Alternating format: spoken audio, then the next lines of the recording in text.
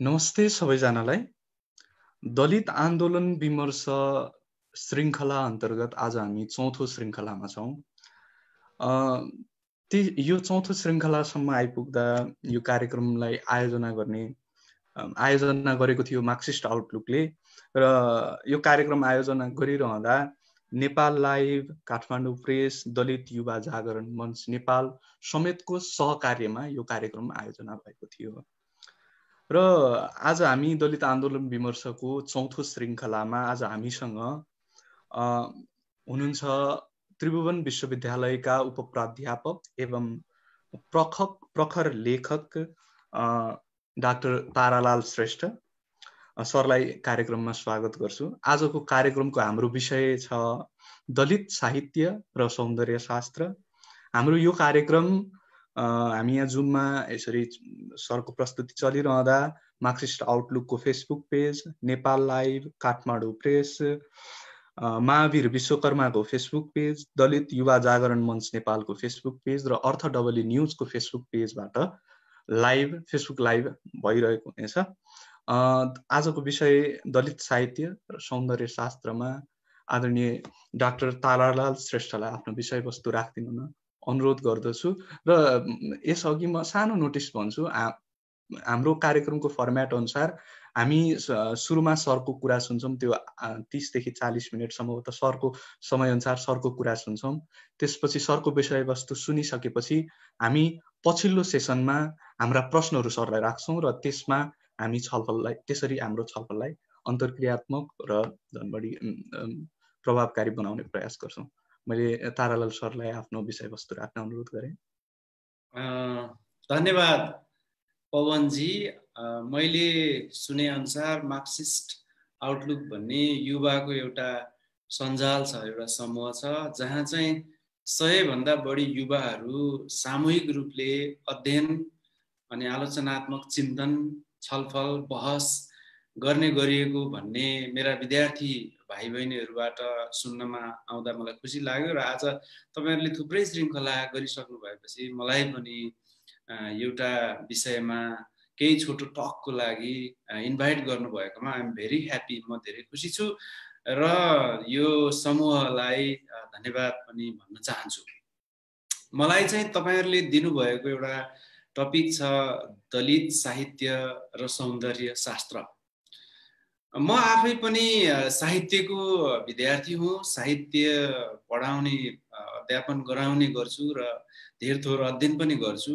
भलै मेरो लेखनको क्षेत्रहरू साहित्यभन्दा अलि पर समाज, सोसियोलोजी, एन्थ्रोपोलोजी, हिस्ट्री, कल्चर, त्यसपछि पोलिटिक्स, रिप्रेजेन्टेसन, तपाईको विभिन्न यी चाहिँ समावेशिताका कुराहरू, त्यसपछि यो सबाल्टर्न अध्ययन दृष्टिकोणबाट अलि बढी अध्ययन गर्न रुचाउने भएको हुनाले, मेरो अध्ययनको क्षेत्र पनि त्यो भएको हुनाले सबाल्टर्न अध्ययनलाई चाहिँ बढी जोडेर मैले कामहरू गर्दै आएको छु र म त्यही अन्तर्गतबाट केही कुराहरू राख्न चाहन्छु। म करिब 20 वर्ष भन्दा अगाडि नै यङ हुँदा तपाईँ चाहिँ बिए पढ्दाखेरि, आइए नै पढ्दाखेरिदेखि मलाई यस्तै विषयले आकर्षित गर्थ्यो। हामीले मकवानपुरमा विभिन्न खालका दलित समुदाय, उत्पीडित समुदायलाई जोडेर कहिले महिलाको इस्यु, कहिले सुकुम्बासीको इस्यु, विशेषतः दलित समुदायको इस्युलाई जोडेर हामीले विभिन्न अभियानहरू गर्थ्यौँ र लेख्ने प्रकाशन पनि गर्ने गर्थ्यौँ। त्यसकारणले यो लाइनसँग म धेरै अगाडिदेखि जोड्थेँ र कुनै कविताहरू लेख्दाखेरि पनि सकेसम्म यस्तै समुदाय, यो पीडितहरूको समुदायलाई बढी हामी जोडेर अगाडि बढ्ने काम गर्थ्यौँ। त्यो क्रममा जब विद्यावारिधि सबाल्टर्न अध्ययनमा गरियो, त्यसपछि त झन् मलाई लाग्यो कि यो दलित समुदायको विषय मैले मेरो अध्ययनले देखाएको बाटो अनुसार छोड्नु हुँदैन भनेर म अध्ययन अनुसन्धानमा लाग्न थालेँ। साहित्यको मान्छे भएको हुनाले अलि बढी साहित्यिक कुरालाई जोड्न खोज्ने जमर्को पक्कै हुने नै भयो, पक्षधरता त्यतै भयो। र मलाई नेपालको सबै जस्तो यो साहित्यकारहरू, लेखक, विश्लेषक, पत्रकारहरूको सामिप्यमा म पुग्न सकेँ। प्रोफेसर अभि सुवेदी सरसँग लगायत अरू बुद्धिजीवीहरूसँग सहकार्य गर्दै अगाडि बढ्दाखेरि उहाँहरूसँगको मेरो उठबस भयो। तर मलाई के लाग्यो भने नेपालको मात्रै नभनौँ, भारतवर्षकै अथवा भारतकै, साउथ एसियाकै, अझै विश्वको पनि हेर्दा साहित्य र सौन्दर्य शास्त्रलाई विभिन्न एङ्गलबाट हेरिँदो रहेछ। नेपालको सन्दर्भमा हेर्दा एउटा मूलधारमा स्थापित लेखकहरू प्रशस्त हुनुहुन्छ। उहाँहरूको दैनिक मिडियामा प्रकाशन हुने, उहाँहरूको किताब विमोचन हुने, किताब चाहिँ खुब जोडले बिक्री हुने, उहाँहरूले ल्याउनु भएको विचारको हाई हुने, विश्वविद्यालयमा युवा वर्गमा, अलिकति सचेत वर्गमा, अझै भन्ने हो भने भर्खरै अध्ययन गर्दै गरेको स्कुल लेभलका, +2 लेभलका विद्यार्थीहरूमा पनि त्यो पुस्तकहरूको बारेमा चर्चा परिचर्चा अनि राम्रो किनबेच हुने देखेँ। तर दलित समुदायसँग जब म नजिकिँदै गएर देशको धेरै जिल्लाहरू घुमेँ अनि उहाँहरूको त्यो एक्टिभिस्टहरू, त्यो शिक्षकहरू, जो चाहिँ युवा विद्यार्थीहरू जो दलित समुदायकै पनि हुनुहुन्छ र दलित समुदायलाई अलिक नजिकबाट निहालेर उहाँहरूले अभियान लेखन चिन्तन गर्नुहुन्छ, उहाँहरूले चाहिँ यो मूलधारमा, नेपाली समाजको मूलधारमा स्थापित भनिएका लेखकहरूलाई चाहिँ नराम्ररी आलोचना गरिरहेको भेटे। भनाइको मतलब यो मूलधारमा स्थापित लेखक र मूलधारभन्दा बाहिरका उत्पीडित समुदायलाई चाहिँ केन्द्रमा राखेर बोल्ने बुद्धिजीवी र लेखकहरूको बीचमा ठुलो खाडल मैले महसुस गरेँ। जो स्थापित छन्, ठुल्ठुला पुरस्कारबाट सम्मानित छन्, ठुल्ठुला पदवीहरूबाट पनि विभूषित छन्, उहाँहरूलाई चाहिँ दलित समुदायका बुद्धिजीवी, शिक्षक, लेखक, विद्यार्थीहरूले अलिकति क्रिटिकली हेर्न थालेपछि चाहिँ त्यति सम्मान गरेको मैले पाइनँ। भनेपछि हाम्रो साहित्यिक फाँट, अब बौद्धिक जगत, प्राज्ञिक जगत पनि विभाजित छ।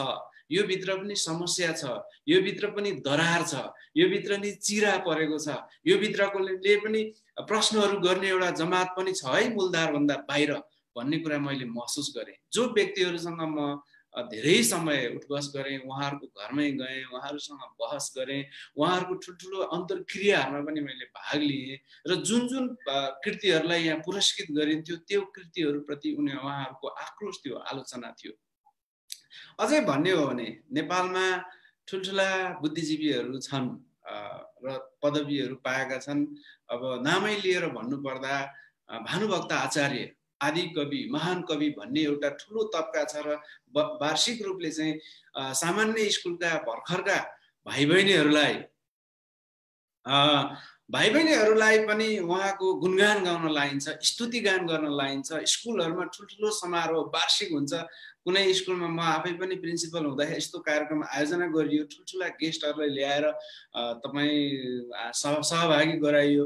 तर दलित समुदायको चाहिँ एउटा गुनासो के थियो भने आदि कवि त भयो, ठुल्ठुलो कुराहरू पनि उहाँले लेख्नुभयो, तर त्यो समाजमा जुन बेला उहाँ बाँच्नु भएको थियो त्यो बेलामा दलितको उत्पीडन कति थियो होला, यो समाजको ठुलो एउटा चाहिँ तबका चाहिँ कति धेरै उत्पीडनमा थिए, छुवाछुतमा थिए, भेदभावमा थिए, कति एक हिसाबको भौतिक यातना नि थियो, मानसिक यातना नि थियो। तर त्यसप्रति कुनै कविता त भेटिन्न त, किन होला भनेर प्रश्नप्रति प्रश्न गरेको जब मैले सुने दलित समुदाय, अलि उत्पीडित समुदायहरूबाट, मलाई लाग्यो कि आदि कवि भानुभक्त त समाजको एउटा संवेदनशील विषयमा त मौन बस्नु भएछ नि भन्ने मेरो प्रश्नप्रति प्रश्न हुन्थ्यो। र नेपालका मूलधारका लेखकहरूसँग, अझै मेरो नजिकको गुरु अभि सुवेदी सरहरूसँग पनि म यस्ता कुराहरू, प्रश्नहरू गर्थेँ। अब त्यहाँ थुप्रै किसिमका तर्कहरू आउँछन्, त्यो बेलाको परिवेशमा ठुलो काम गरेको हो भन्ने कुराहरू थियो। त्यस्तै अब भूमि सम्बन्धी सबभन्दा धेरै काम गर्नुभएको महेशचन्द्र रेग्मी जस्ता व्यक्तिहरूले एउटा ठुलो एउटा विश्वलाई नै देखाउन लायकको कृतिहरू प्रकाशन गरेको छ, ल्यान्ड ओनरसिप अफ नेपाल भनेर, जहाँ चाहिँ भूमिपति र भूमिहीन बिचको चाहिँ द्वन्द्वहरू प्रशस्त देखाएको छ र भूमिहीन वर्गको बारेमा पनि राम्रो वकालत छ। त्यति हुँदाहुँदै पनि महेशचन्द्र रेग्मीको त्यति महत्त्वपूर्ण किताबमा पनि यो समुदाय चाहिँ सबभन्दा उत्पीडित छ है भनेर स्पष्ट रूपले भन्न सकेको अवस्था हामी देख्दैनौँ। यसले पनि के देखायो भने जुन सौन्दर्य शास्त्र, जुन साहित्य, जुन मेन स्ट्रिममा आएको, विश्वव्यापी पनि बन्दै गरेको जति पनि हाम्रो यो प्रकाशनहरू भयो, त्यसमा चाहिँ दलित समुदायले अपनत्व फिल महसुस गरेको छैन रहेछ है भन्ने कुरा मैले त्यस बेला पनि महसुस गरेँ। त्यति मात्रै होइन, अहिले जीवित हुनुभएकै सेलिब्रिटी लेखकहरू, साहित्यकारहरू, जो सौन्दर्य शास्त्रको पनि एउटा ठुलो हस्ती हो, पिलर हो नेपालको भन्ने जुन मानक छ, एक हिसाबको विश्वास पनि छ आम पाठकलाई। उदाहरणको रूपमा माधव घिमिरे, हाम्रो राष्ट्रकवि, कोही कुरामा पनि दलित समुदाय जो अलिकति आलोचनात्मक चेत बोकेका हुनुहुन्थ्यो, उहाँहरूले प्रश्न गरेको भेटियो। जस्तै आफ्नो व्यक्तिगत वेदनामा यी रोए पनि सुख छैन यिनले, बिर्सेकी आमा भने, यी हाँसे पनि सुख छैन यिनले, सम्झेकी आमा भने जस्ता यति मिठा लयमा चाहिँ कविताहरू भन्नुभयो। थुप्रै कविताहरू राष्ट्रिय गानले ओतप्रोत पनि छन्, यति सुन्दर कविताहरू छन्। तर उहाँले पनि त देख्नु हो नि त, नेपाली समाज हामी रोइरहेका छौँ, हामी आँसु नै आँसुमा डुबेका छौँ, हामी प्रतिदिन कति ठुल्ठुलो हिंसाहरू भइरहेको छ, हाम्रा चेलीबेटीहरूमाथि कत्रो वज्रपात भइरहेको छ, हामी भूमिहीन छौँ, हाम्रा थुप्रै समस्याहरू छन्। तर राष्ट्रकवि जस्तो कविले किन त्यतातिर ध्यान नदिएको होला? तपाईँ त यी मूलधारका लेखकहरूसँग नि हुनुहुन्छ धेर थोर नजिक, तपाईले यस्तो प्रश्नहरू उठाउनु पर्दैन भन्ने प्रश्न पनि म माथि कतिपय लेखकहरूले यो मूलधारभन्दा बाहिरका वैकल्पिक स्थानबाट लेखिरहेका लेखकहरूले उजागर गरिरहेको मैले पाएँ। त्यसपछि मलाई लाग्यो कि नेपालको यति ठुलो पगरी भिरेको राष्ट्रकवि माथि पनि त एक ठुलो तबकाले त प्रश्न गरिरहेको रहेछ नि त। तर यो त मेन स्ट्रिम मिडियाहरूमा आउँदैन, आदि कवि माथि नि रहिरहेछ, यो पनि आउँदैन।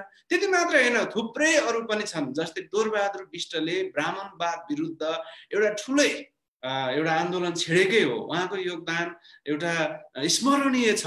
सबै जातका फुलबारी भनेर नेपालको एउटा सन्दर्भ र यहाँ चाहिँ सबै जातको फुलबारी यस्तो छ भनेर देखाउँदै र ब्राह्मणवाद अथवा चाहिँ यो विकासकै बाधक चाहिँ हाम्रो यो सोचाइ जुन छ, यो ब्राह्मणवादले चाहिँ बढी गाइडेड भएको, यो चाकडीबाजले गाइडेड भएको, यसलाई नतोडेसम्म समाज विकास हुँदैन भनेर निष्कर्षमा त डोरबहादुर बिष्ट नि पुग्नु भएको देखिन्छ। त्यति हुँदाहुँदै पनि उहाँले पनि यो सबैभन्दा उत्पीडित सबाल्टर्न समुदाय चाहिँ दलित समुदाय हो, यो समुदायप्रति चाहिँ न्याय हुनुपर्छ भनेर स्पष्टसँग बोल्न सकेको, लेख्न सकेको हामी भेट्दैनौँ। त्यसमा पनि गुनासाहरू, प्रश्नहरू, प्रति प्रश्नहरू, आलोचनात्मक एउटा कटु आलोचना गर्ने ठाउँहरू रहेछ। त्यो मात्रै नभनौँ, हामी त उत्पीडित दलित मात्रै छैनन्। म त सबाल्टर्न अध्ययनबाट बोल्ने व्यक्ति भएको हुनाले यहाँ महिला उत्पीडित छन्, क्षेत्रको हिसाबले विभिन्न अरू क्षेत्रगत समुदायको पाखा परेकाहरू हुनुहुन्छ। त्यसपछि जनजातिका समस्या उत्तिकै छन्, मधेसको समस्या उत्तिकै छन्, हिमाली प्रदेशमा चाहिँ राज्यले कुनै पनि हिसाबले वास्ता नगरेको समुदायमा त्यस्तै छ, बोर्डरको इस्युमा त्यस्तै छ, शरणार्थी इस्युमा त्यस्तै छ।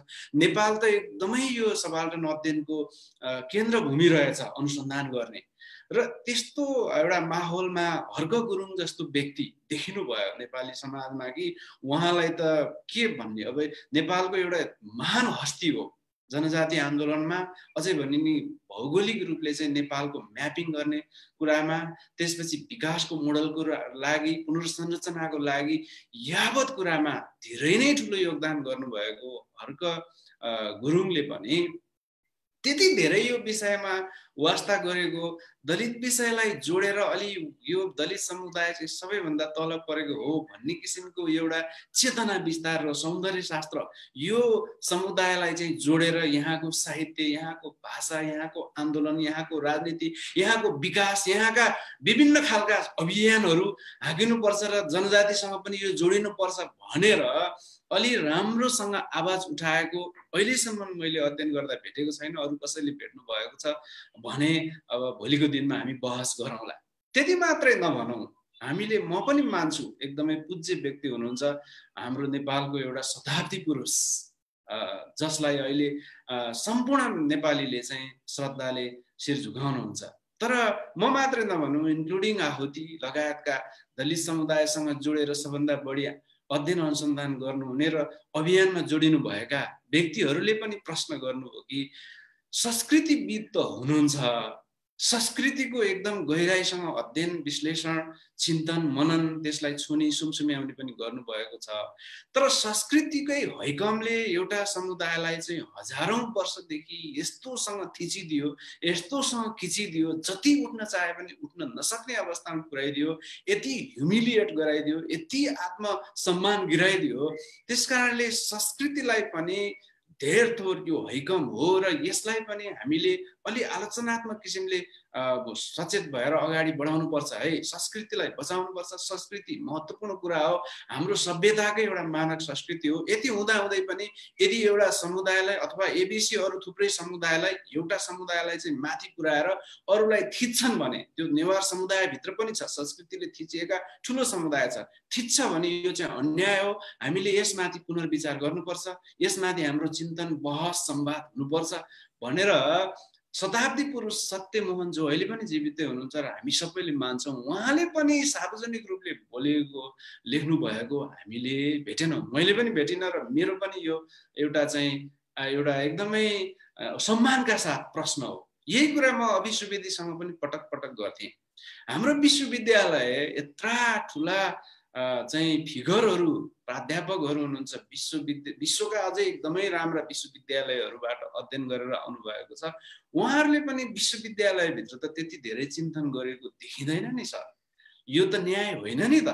स्कुलमा, पाठशालामा, त्यसपछि विश्वविद्यालयमा, अझै सार्वजनिक वृत्तमा यति धेरै ठुलो बहस त हामीले गर्न सकेका छैनौँ नि भन्ने कुरामा उहाँले पनि यो सबाल्टर्न अध्ययनको हामी अध्ययन अगाडि बढाउँदै गर्दा, यसप्रति लेख्ने बहस गर्ने कार्यक्रम अगाडि बढाउँदै गर्दा उहाँले पनि महसुस गर्नुभएको हो र त्यसपछि धेर थोर आर्टिकल लेख्न थाल्नु भएको र यसमा योगदान दिन थाल्नु भएको हामीले पायौँ। भनेपछि नेपालको एउटा स्थापित साहित्यकार, स्थापित सौन्दर्य शास्त्र निर्माण गर्ने, स्थापित एउटा चाहिँ विचारलाई चाहिँ प्रवाह गर्ने, मेन स्ट्रिममा बसेको धुरन्धर ठुल्ठुला हाम्रा चाहिँ सौन्दर्य शास्त्रका विशेष व्यक्तित्वहरूले दलित सौन्दर्य शास्त्रप्रति लामो समय आँखा चिम्लिएको हो।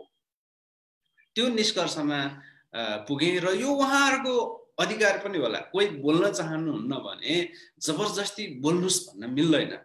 तर उहाँहरूले नबोलेको कुरामा कुनै आलोचनात्मक चेत भएको समूहले, तपाईहरू जस्तो युवाले, हामीहरू जस्तो धेर थोर अध्ययन लेखन गर्ने मान्छेले यथार्थ त यो हो है, नबोलेको पनि हो भन्न त पायो नि। उहाँहरू नबोल्न नि पायो। हामीले तपाईहरूले बोल्नै पर्ने एकदम स्थानमा चाहिँ मौनताको राजनीति, पोलिटिक्स अफ साइलेन्स गर्नुभयो है, यो भन्न त पायो नि। जुन कुरा मैले मेरो पछिल्लो तेस्रो किताब बल्झिरहने अतीतमा पनि यो कुरा उजागर गरेको छु। भनेको मतलब मलाई को व्यक्ति रिसाओस्, को व्यक्ति खुसी होस् मतलब भएन। दलित विषयमा, दलित समुदायको मुद्दामा, दलित समुदायको पीडामा, दलित समुदायको आन्दोलनमा हामीले कत्रो भूमिका खेल्यौँ त। आखिर एन्टोनियो ग्राम्स्कीकै विचारलाई लिने हो भने नि, जो मार्क्स पछाडिको सबैभन्दा बढी विश्वमा प्रभाव पारिएको र धेरै उहाँको विचारहरूलाई चाहिँ कोट गरिन्छ र उहाँको विचारहरूलाई उद्धृत गरिन्छ, एन्टोनियो ग्राम्स्कीको विचारमा पनि यदि सामाजिक रूपान्तरणमा उल्लेख्य भूमिका कुनै बौद्धिकले, बुद्धिजीवीले खेल्दैन भने ती बुद्धिजीवीहरू भनेको परम्परावादी, यो शोषणको संरचनालाई नै पृष्ठपोषण गर्ने खतरनाक बुद्धिजीवी हो। यो परम्परावादी बुद्धिजीवीले समाजलाई चाहिँ अगाडि बढाउन सक्दैन र यिनीहरूबाट समाज रूपान्तरणको आशा पनि गर्नु हुँदैन।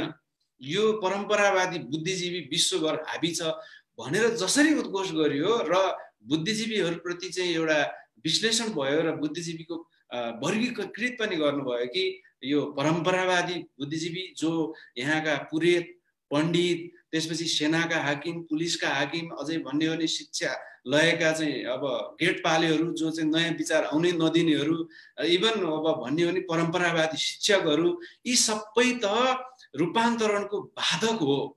यिनीहरूबाट रूपान्तरणको आशा गर्न सकिन्न र रूपान्तरणको जिम्मा यिनीहरूलाई दिन मिल्दैन र दिनु हुँदैन भनेर त एन्टोनियो ग्राम्स्कीले 1930 तिरै जेलमै बसिरहँदा इटलीमा यो कुरा त बोध गरेर बोल्नु भएको नि रहेछ नि त। त्यो कुरा त नेपालमा नि लागू भयो।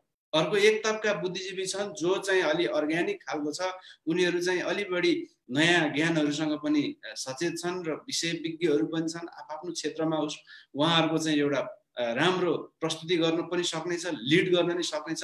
तर यिनीहरू पनि धेरै थोरै कुनै न कुनै बेलामा शासकको सुगा बन्न सक्छन्, यिनीहरू पनि चुक्न सक्छन्, यिनीहरू पनि बिग्न सक्छन्। त्यसकारणले यो अर्ग्यानिक बुद्धिजीवीलाई पनि एउटा ट्र्याकमा ल्याउनको लागि नयाँ किसिमको सबाल्टन समुदाय, यो सबाल्टनहरू चाहिँ एकदमै बढी शक्तिविहीन छन्, उनीहरूको आवाजविहीन छन्, उनीहरूको एजेन्सी हतपत निर्माणै गर्न नसक्ने अवस्थामा थिचिएको हुन्छ। त्यसकारणले यो नयाँ किसिमको एउटा बुद्धिजीवी सामुदायिक हस्तक्षेपको लागि तयार हुनुपर्छ, तयार पारिनुपर्छ र त्यो सामूहिक हस्तक्षेप गर्न सकिने बुद्धिजीवीलाई सबाल्टन समुदायको सामूहिक रूपले नेतृत्व गर्नलाई मार्गनिर्देश गर्ने एउटा शक्ति चाहिन्छ, जुन सामूहिक हुनुपर्छ। एउटा व्यक्ति भयो भने त धेरै खालको शक्तिले खिचेर उसलाई सिद्ध्याइहाल्छ भनेको कुरा त आखिर 1982 देखि सबाल्टन अध्ययन मुभमेन्टमा चाहिँ को रूपबाट अगाडि बढेर विश्वव्यापी बन्यो नि त। भनेको मतलब नेपालको सन्दर्भमा पनि धेरै बुद्धिजीवी त यो परम्परावादी बुद्धिजीवी रहेछ। तिनको भाषा शैली हेर्नु, जुन मैले मेरो किताबमा लेखेको छु, तिनको भाषा शैली, शब्द चयनहरू हेर्नुहोस्, अनि उसको त्यो एउटा पात्रहरूलाई चाहिँ चित्रण गर्ने तरिकाहरू हेर्नुहोस्, कता कता यो यो यो यो यो पुरेतवादी संस्कृति, यो परम्परावादी संस्कृति, यो ट्रेडिसनल इन्टेलेक्चुअलको अत्यन्तै धेरै गन्ध त्यहाँ भेटिन्छ हामीले। अधिकांश नेपालको चाहिँ सरकारी, अझै सरकारी भन्दा खतरनाक यो पुरस्कारवाला शक्तिहरू छ, जसले चाहिँ एउटा लेखकलाई रातारात सेलिब्रिटी बनाइदिन्छ र तिनको चाहिँ एउटा प्रखर विद्रोही चेतनाको बन्ध्याकरण गरिदिन्छ।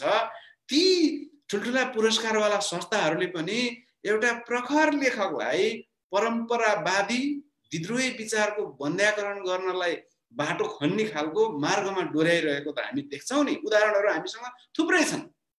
नोबेल पुरस्कार रिजेक्ट गरेको जस्तो त्यस्तो पुरस्कारहरूको पोलिटिक्सबाट बाहिर आउन त सकेन नि त। त्यसकारणले यो जुन स्थापित एक हिसाबले भन्दाखेरि यो आहुतिकै शब्दलाई लिएर हिँड्दा जसरी राजनीतिमा यो जातपात व्यवस्था सहितको आन्दोलनहरू आयो, परिवर्तनहरू आयो, नयाँ दलहरू बने, नयाँ दलको गतिविधिहरू अगाडि बढ्यो भनेको जस्तै आहुतिले भन्नुभयो जस्तै, किन म आहुतिलाई कोट गरिरहेको छु भने आहुति नै नेपालको एउटा यस्तो व्यक्ति हो जसले यो जातपात सम्बन्धी व्यवस्था, यो वर्ण व्यवस्थाको सबभन्दा बढी मिहिन ढङ्गले, गहिरो ढङ्गले र आलोचनात्मक ढङ्गले अध्ययन विश्लेषण र अभियन्ताको रूपमा अगाडि बढाउनु भएको हो। त्यसकारणले जसरी आहुतिले भन्नुभयो कि यो जे व्यवस्था परिवर्तन भए पनि दक्षिण एसियादेखि अझै विश्वका अरू पनि देशमा जोड्न सकिएला, नेपालको पनि जति पनि यो सन्दर्भहरू परिवर्तन भयो त्यो त जातपात व्यवस्था सहितले नै भयो भनेपछि साहित्यको यो हाम्रो मानक जुन छ सौन्दर्य शास्त्र, यो पनि ब्राह्मणवादी नै छ, यो पनि असमावेशी खालकै छ, यो पनि एकदम कठोर छ, यो पनि अलि बढी विविधता बहुलता नरुचाउने छ, यो पनि पुरुषवादी सत्ता र हैकमको, त्यो पनि उच्च जातीय अहङ्कारवादको हैकम भित्रै कैद छ। मिडियामा हेर्नुहोस् त्यस्तै छ, दिनदिनै लेख्ने स्तम्भकारहरू त्यस्तै छ। अब साहित्यमा ठुल्ठुला पुरस्कार पाएकाहरू अपवाद बाहेक त्यस्तै देखिन्छ। पुरस्कारका मालिकहरू हेऱ्यो भने त्यस्तै देखिन्छ। जो दरबारसँग जोडिएकाहरू छन्, जो दरबारको पृष्ठपोषण गर्छन्, अझै अन्तर्राष्ट्रिय शक्तिको पृष्ठपोषण गर्छन्, धेरै धेरै धनराशिको एउटा भनौँ न तपाईँको चाहिँ पुरस्कार दिएर त्यो जुन मानक थियो स्थापित मूलधार भनिने, जुन चाहिँ एउटा हैकमवादी असमावेशी मानक छ, सौन्दर्य शास्त्र छ, त्यसकै पृष्ठपोषण गर्ने खालका सकिन्छ भने त्यो जुन मार्जिनबाट उठेको भोइस छ त्यसलाई दबाउने खालका यता थुप्रै यो पुरस्कारको बाढी छ। सानो सानो पनि छ। एउटा व्यक्ति बित्ने बित्तिकै बाउको नाममा, आमाको नाममा, काकाको नाममा, मामाको नाममा यो पुरस्कारको चाहिँ यो राजनीति गरिरहेछ। यिनीहरूले पनि आमूल परिवर्तनकारी चेतना विस्तार गर्ने सौन्दर्य शास्त्र, अझै भन्ने हो भने दलित तथा उत्पीडित समुदायको चाहिँ जुन चेतना छ, यो विद्रोही खालको चेतना, त्यसलाई चाहिँ प्रश्रय दिने खालको सौन्दर्य शास्त्रको लागि सहयोग गरेका छैनन्। अपवाद छन् है, छैन भन्न सक्दिनँ। यति हुँदा हुँदै पनि त्यसो भए नेपालमा दलित सौन्दर्य शास्त्रलाई अगाडि बढाउने पहलै भएको छैन त? म भन्छु छ। कुनै पनि चिजभित्रको अप्रतिनिधित्वभित्रको एकदमै ठुलो खाडलमा पनि प्रतिनिधित्वको केही न केही अंशहरू भेट्छौँ हामी।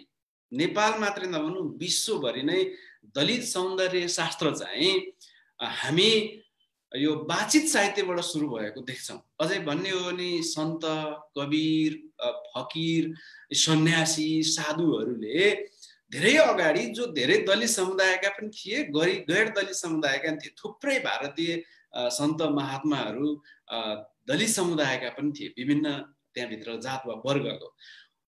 उहाँहरूले वाचित रूपमै पनि आजभन्दा झन्नै 1000 वर्ष अगाडिदेखि 8औं शताब्दी 9औं शताब्दीदेखि भक्ति धारादेखि अनेक किसिमका यी महात्मा सन्तहरूको धाराबाट आफ्नो हिसाबले भजन गाउँदै कबीर सन्तको मात्रै कुरा नगरौँ, अरू थुप्रै सन्तहरूले योगदान गर्दै आएको देखिन्छ र वाचित साहित्यबाट पनि दलित साहित्यको सौन्दर्य र दलित साहित्य चाहिँ विकास हुँदै गएको देखिन्छ।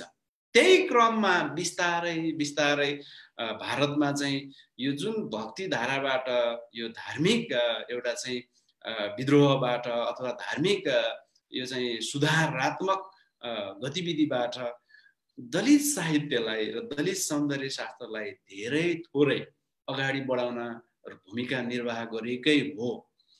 बिस्तारै अलि पछि आएपछि अम्बेडकर जस्ता व्यक्ति जसले अभियान, साहित्य, त्यसपछि राजनीतिक चेतनालाई पनि जबरजस्त स्थापित भारतमा गरेकै हो र सुरुमा गैर दलितको पनि साधु सन्तको पनि यो दलित साहित्य र सौन्दर्य शास्त्र विस्तारमा भूमिका देखिन्छ।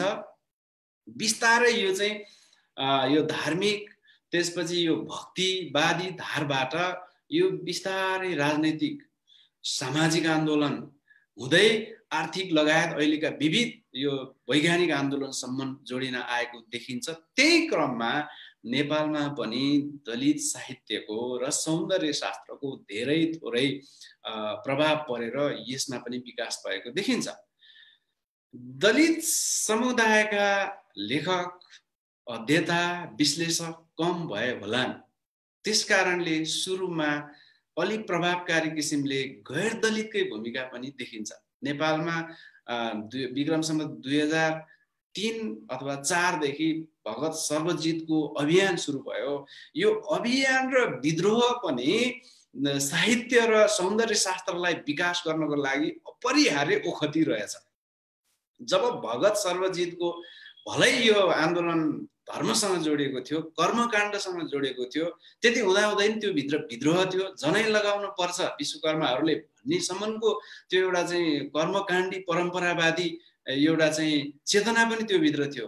त्यो अब रणनीतिक रूपमा ल्याएको थियो कि साँच्चै विश्वकर्माहरूले जनै लगाउन चाहन्थ्यो, त्यो थप अनुसन्धानको विषय होला। किनभने गहिरो अनुसन्धान पनि भएको छैन। रणबहादुर बरालीले एउटा अनुसन्धान गर्नुभएको छ, त्यस पछाडि अरू केही अनुसन्धानहरू अगाडि गएको छ। यो अध्येताहरूले भन्ने कुरा हुन्। त्योभन्दा अगाडि पनि सामाजिक विद्रोहहरू यता पूर्वीय नेपालबाट भएको देखिन्छ। 2003 र 4बाट जसरी भगत सर्वजित, विश्वकर्मा लगायतबाट त्योभन्दा अघिदेखिको नि एउटा साङ्गठनिक रूपले चाहिँ विद्रोह सुरु हुन थाल्यो। यो नेपालको छुवाछुत भेदभाव र यो जातपातवादको हैकम, ब्राह्मणवादको हैकम विरुद्ध। त्यसपछि दलित सौन्दर्य शास्त्र लिखित रूपमा नेपालमा देखिन लागेको हो। यसको मतलब फेरि नेपालमा चाहिँ दलित सौन्दर्य शास्त्र र साहित्य चाहिँ वाचित रूपमा थिएन भन्ने होइन, थियो। त्यो पनि एक त विश्वभरि नै अथवा भनौँ साउथ एसियाको रूपमै भन्ने हो भने दलित समुदाय नै गीतकार हुन्, सङ्गीतकार हुन्, नर्तकी हुन्, अब प्रदर्शनी कला देखाउने हुन्। नेपालमा पनि त्यो थियो। गन्धर्वहरू भनौँ, वादीहरू भनौँ, विभिन्न सङ्गीतकारहरू भनौँ, बाजा बजाउनेहरू भनौँ, कला प्रस्तुत गर्नेहरू भनौँ। आहुतिले नै भनेको कुरा फेरि जोडिन आउँछ कि यहाँ नेपालको पहिलो तपाईँको कलाकार, पहिलो वैज्ञानिक, पहिलो जे छन् यी सङ्गीतकार, यी यावत कुराहरू, यो सम्भ्रान्त वर्ग भनेको त एउटा खतरनाक वर्ग हो। अपवाद बाहेक धेरै जसो यिनीहरूले चाहिँ कसरी हुन्छ आफ्नो वर्चस्व जोगाउने र तिग्डम गर्ने, शोषण गर्ने बढी सोच्दो रहेछन्। अपवाद बाहेक कला, साहित्य, सौन्दर्य शास्त्र, यो चाहिँ प्रदर्शनी, यी यावत कुरा जुन समाजको सांस्कृतिक एउटा सम्पदाको हिसाबले जति पनि यो सुपर स्ट्रक्चरहरू समाजको चाहिँ अगाडि बढाउने थियो त्यसको सारा रथ तान्ने र रथ हाँक्ने र रथ बनाउने त सबै यो उत्पीडित समुदाय नै रहेछ नि त। त्यस हिसाबले हेर्दा सबैभन्दा उत्पीडित समुदाय दलित समुदाय थियो भने इतिहासदेखि नै सौन्दर्य शास्त्र र साहित्य कला विकासको लागि उहाँहरूले भूमिका निकै ठुलो खेलेकै हो, जसको प्रलेखीकरण भएन। जब प्रलेखीकरण सुरु हुन थाल्यो त्यसपछि लिखित दलित साहित्य र सौन्दर्य शास्त्रको कुरा आयो र त्यो लिखित दलित साहित्य र सौन्दर्य शास्त्रको विकास हुने क्रममा पनि गैर दलितको पनि साथ चाहिँ छ है। भलै कस्तो किसिमको छ गैर दलितले सुरुमा चाहिँ उत्पादन गरेको दलित साहित्य अथवा दलित विषयलाई जोडेको साहित्य र सौन्दर्य शास्त्र त्यसमाथि ठुलो बहस होला। तर तीनतिरबाट यो दलित साहित्य र सौन्दर्य शास्त्र अगाडि बढेको देखिन्छ। एउटा दलित समुदाय आफैले अभियान मार्फत अभियानको लागि चाहिने नारा बनाएर अथवा गीत बनाएर अथवा कविता भनेर अथवा ब्यानर बनाएर अथवा तुल टाँगेर जे गरेर होस् त्यसमा केही न केही यो दलित साहित्य, दलित सामाजिक आन्दोलन, राजनीतिक आन्दोलन र सौन्दर्य शास्त्र उहाँहरूको निर्माण गर्नलाई भूमिका खेलेको हामी पाउँछौँ र त्यस क्रममा गैर दलित समुदाय सँगसँगै अगाडि बढेको देखिन्छ। नेपालमा को अछुत भन्ने 2011 सालमा उपन्यासै आयो। को अछुत उपन्यास जब आयो त्यो बेलाको 2011 सालको सन्दर्भमा एउटा ठुलै उथलपुथल ल्याएको हो। दलित विषयमा गैर दलितले एउटा ठुलो भूमिका खेलेको हो। त्यसलाई हामीले नजरअन्दाज गर्न सक्दैनौँ। त्यसको एकदमै गन्तव्य निष्कर्ष कस्तो थियो, त्यसको मोटिभ्स भन्छ नि अङ्ग्रेजीमा, भित्री रहस्य र चाहना चाहिँ के थियो, त्यो पछि हामी बहसको विषय बनाउला। त्योभन्दा अगाडि अझै चिसो चुलो बालकृष्ण समूहहरूले लेखेकै हो नि त। त्योभन्दा अगाडिका थुप्रै कविताहरू छन्, लाइनहरू छन्, धेर थोर योगदान चाहिँ गरेको देखिन्छ। तर चिसो चुलोले गौरी छेत्रिनी केटी र सन्ते दमाई बीचको चाहिँ प्रेमलाई एक शब्द नबोलिकन मारिदिएको त हो नि त फेरि।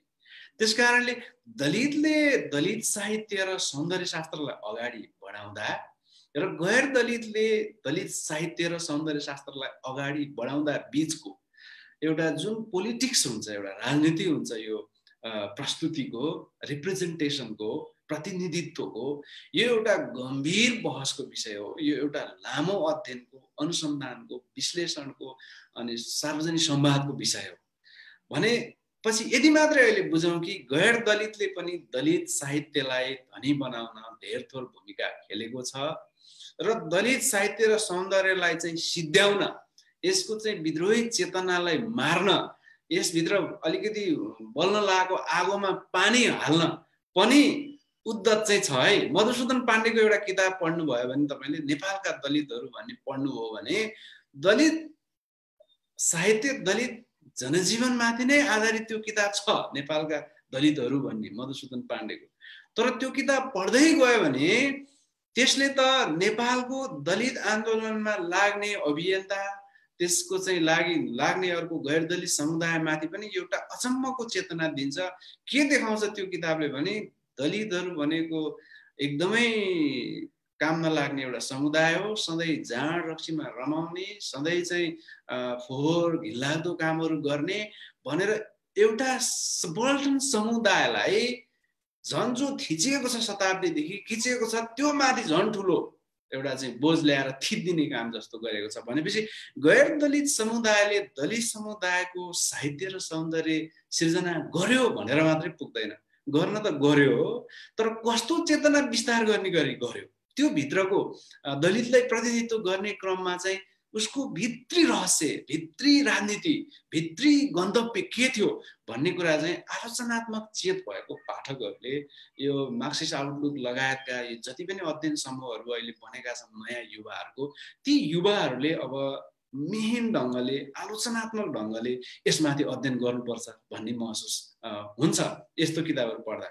यसरी थुप्रै विरोधाभासहरू छन्। भन्दा त अझै कतिपय ठाउँमा मैले भेटेको पनि छु, मानिस ठुलो दिलले हुन्छ, जातले हुँदैन भन्ने कविता लेख्नुहुने लक्ष्मीप्रसाद देवकोटाले पनि कुनै समय सहभोज गर्दाखेरि दलित समुदायसँग खाँदाखेरि पछि चाहिँ घर चोख्याउनु भएको थियो अरे एउटा साङ्गे नै गरेर। भनेपछि यी विरोधाभासहरू नेपाली साहित्यको फिल्डमा नेपाली साहित्य र सौन्दर्य शास्त्रलाई जोड्दा प्रशस्त विरोधाभासहरू एम्बिभ्यालेन्सेसहरू भेट्छौँ हामी। यति हुँदाहुँदै पनि गैर दलित समुदायले इच्छुकको कविताहरू पढ्नुहोस्, तपाईँ धेरै अरू गैर दलितको कविताहरू पढ्नुहोस्, नाटकहरू पनि हेर्नुहोस्, उपन्यासहरू पनि हेर्नुहोस्, लिखे जस्तो जुनकीरीको सङ्गीतमा विभिन्न खालको चाहिँ अब विवाद छ।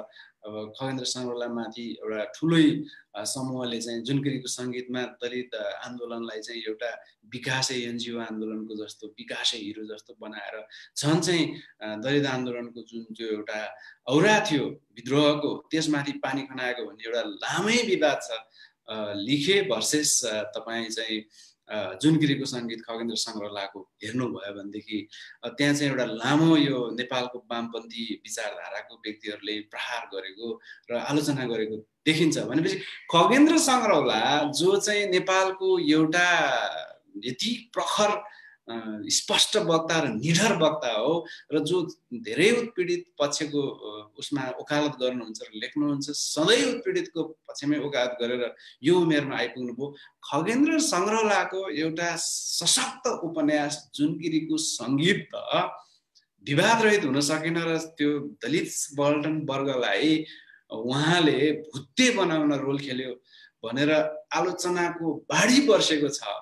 भनेपछि तपाईहरु कल्पना गर्नुस् कि जो एउटा पुरातन सभ्य संस्कार बोकेकाहरू छन्, जो चाहिँ यो ब्राह्मणवादी सभ्यताकै पृष्ठपोषण गर्न चाहिँ उद्धत छन्, डाइरेक्टली इन्डाइरेक्टली, प्रत्यक्ष अप्रत्यक्ष, जो हिजोको त्यो एक भाषा एक भेष र हिन्दू राष्ट्रलाई चाहिँ नेपालमा प्रमोट गर्नुपर्छ भनेर दरबारको चाहिँ निकटमा बसेर काम गर्ने बुद्धिजीवीहरू छन्, उनीहरूको त के हालत होला जब खगेन्द्र सङ्ग्रौलाकै जुनकीरीको सङ्गीतमाथि यति आलोचना आयो। यति धेरै पाउनुहुन्छ तपाईले, एउटा राम्रो तपाईको अनुसन्धान पेपर बन्छ खगेन्द्र सङ्ग्रौलाको पुस्तकमाथिको प्रतिक्रियाहरू र आलोचनाहरू। यसले के देखिन्छ? दलित साहित्य र सौन्दर्य शास्त्र गरिब छैन, धनी छ। यो क्षेत्र एक थोपा पानी होइन, समुद्र जत्रो छ। यो भित्र थुप्रै थुप्रै चिराहरू छन्, त्यसभित्र एउटा रङ होइन थुप्रै रङहरू देखिन्छ। दलितै समुदायभित्र पनि त्यहाँ 26 जातभन्दा बढी समुदायहरू छन्। त्यो पनि हिमाल, पहाड, तराईभित्र पनि तराईहरू छन्। त्यहाँ अझै महिलाहरू पनि छन्, दलितभित्रका दलितहरू पनि छन्, दलितभित्रका ब्राह्मणहरू भन्ने पनि छन्, त्यहाँ हैकमवादीहरू पनि छन्। त्यहाँ त्यो भित्र नै दलित समुदायभित्रकै मात्रै कुरा पनि यति धेरै छ, आन्तरिक छुवाछुतका कुराहरू यति धेरै छ, त्यो स्वाभाविक हो, नेवार समुदायभित्र पनि छ है। भनेपछि त्यो भित्र नै यति धेरै बहस गर्नुपर्ने, यति धेरै विषयवस्तुहरू छन्, यति धेरै प्याराडक्सेसहरू, विरोधाभासहरू छन्, यति धेरै अन्तर्य राजनीतिहरू छन्, यति धेरै घातहरू छन्, प्रतिघातहरू छन्, यति धेरै सम्भावनाहरू पनि छन्। त्यसमा अझै गैर दलित समुदायले आएर कतिले एकदमै भित्रदेखि सञ्जीव उप्रेतीको शब्दमा भन्दा यो संरचनात्मक लाभ प्राप्त गरेको यो अलिकति सम्भ्रान्त बुद्धिजीवीहरूले कोही बुद्धिविलास मात्रै गर्नको लागि, यो पनि एउटा एरिया हो, यसमा चाहिँ बुद्धिविलास गरेर केही लाभ प्राप्ति गरौँ भन्नेहरू पनि पसेका छन्। यो चाहिँ एउटा ठुलो एरिया हो, यिनीहरू उठ्न खोज्दैछन्, यिनीहरूलाई फेरि थेचार्दिउँ भन्नेहरू पनि यो भित्र छन्। यो भित्रै पसेर उनीहरूसँगै उनीहरूकै आवाजमा, उनीहरूकै लयमा, उनीहरूलाई नै केन्द्रमा राखेर अगाडि बढ्न खोज्ने पनि छन्। यहाँभित्र अब धेर थो द्रव्य आर्जन हुन्छ भनेर लाग्नेहरू पनि छन्। यहाँभित्र धेरै कुरा पो छन् त। त्यस अवस्थाभित्रबाट पनि दलित सौन्दर्य शास्त्र अगाडि बढिरहेको छ। धेरै साहित्य नेपालीमा नि छ जुन विश्वविद्यालयको केन्द्रबाट देख्दैन, मिडियाको केन्द्रबाट पनि हतपत देख्दैन। त्यसपछि सार्वजनिक वृत्त नै हाम्रो जे छ, आहुतिले भन्नुभयो जस्तै जातपात सहितकै छ नि त। हाम्रो रिडर्सहरू जातपात सहितकै छ। एउटा अचम्मको कुरा म के भन्छु तपाईँहरूलाई भने, जुन किताब चाहिँ गैर दलित समुदायले तपाईको चाहिँ दलित समुदायलाई जोडेर त्यसभित्रकै नायक अथवा नायिका बनाएर अथवा त्यो विषयमा चाहिँ जोडेर लेखिएको छ र प्रकाशित भएको छ, त्यो किताब चाहिँ हारालुस हुन्छ, चिसो चुलै भनौँ, कति एडिसन आयो होला, जुनक्रीकै सङ्गीत पनि सेलिब्रेटेड भयो, थुप्रै अरू किताबहरू छ, लिखिहरू त्यस्तै सेलिब्रेट भयो, अरू थुप्रै तपाईँहरू फिल्म देख्न सक्नुहुन्छ। बाटोमुनिको फुल दलित समुदायकै हिरो र निर्देशक भएर आयो। जो यो दलित साहित्य सौन्दर्य शास्त्रलाई विस्तार गर्ने दलित समुदायबाटै किताबहरू प्रकाशन गरिन्छ, अपवाद बाहेक कुनै पनि किताब बिक्री भएको देखिन्न। आहुतिकै वर्ण व्यवस्था र वर्ग सङ्घर्ष धेरै वर्षपछि दोस्रो एडिसनमा गयो। त्यो पनि अब स्वतःस्फूर्त कति पाठकले चाहिँ बजारबाटै किन्यो होला, त्यो अर्को अध्ययनको विषय हो। यसले के देखाउँछ भने नेपालको पाठक पनि जातपात व्यवस्था सहितको छ। नेपालको विश्वविद्यालयको प्राध्यापकहरू पनि सञ्जीव कृतिले अस्ति पनि भनिसक्नु भयो, जातपात व्यवस्था सहितकै छ, जस्तो समाज छ त्यस्तै। लेखक प्रकाशकहरू पनि त्यस्तै छ, पुरस्कारवालाहरू पनि त्यस्तै छ।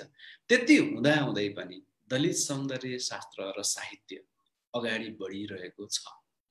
थुप्रै काव्यहरू हामी भेट्छौँ, कविताहरू भेट्छौँ। तपाईको उपन्यास पनि दलितले नि लेख्नु भएको, गैर दलितले नि लेख्नु भएको भेट्छौँ। निबन्धहरू, आलेखहरू, पत्रपत्रिकामा निस्केको लेखहरू, मार्टिन चौतारीले दलित आवाज, थापामा दलित भनेर ठुलो धेरै अगाडि नै प्रकाशन गरिसकेको छ, दशक अगाडि नै। अर्को पनि अझै प्रकाशन गर्ने हो भने पछिल्लोचोटि धेरै हदसम्म चाहिँ यो विषयमा चाहिँ अध्ययन गर्नेहरू, लेख्नेहरू देखिन्छ हामी गैर दलितबाट पनि।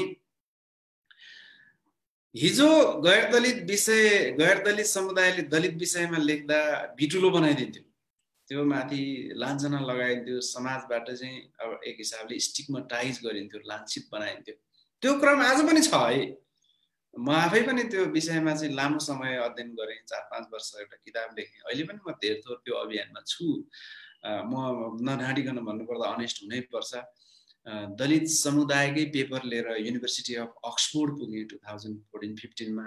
त्यसपछि युएसको युनिभर्सिटी अफ विस्कान्सिन गएँ दलित समुदायकै पेपर लिएर, दलित विषयमै आधारित पेपर लिएर।